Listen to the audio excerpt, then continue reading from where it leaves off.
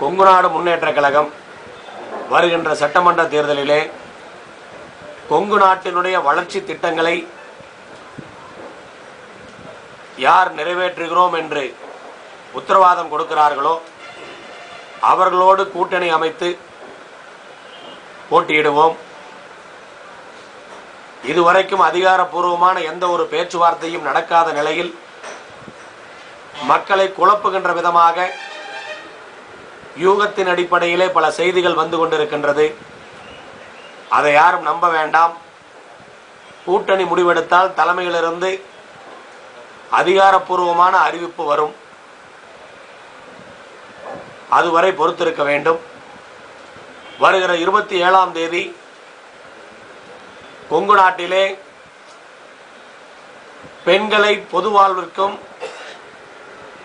அரசியலுக்கும் அழைத்து வர வேண்டும் என்று மகளிர் அரசியல் சம உரிமை மாநாடு கோவை வஉசி மைதானத்திலே நடத்த ஏற்பாடு செய்து கொண்டிருக்கின்றோம்.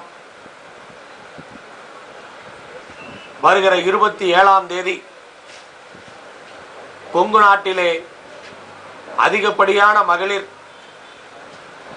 கோயம்புத்தூரிலே கூடி மகளிருடைய மேம்பாட்டிற்காக தீர்மானங்களை நிறைவேற்றுவார்கள்.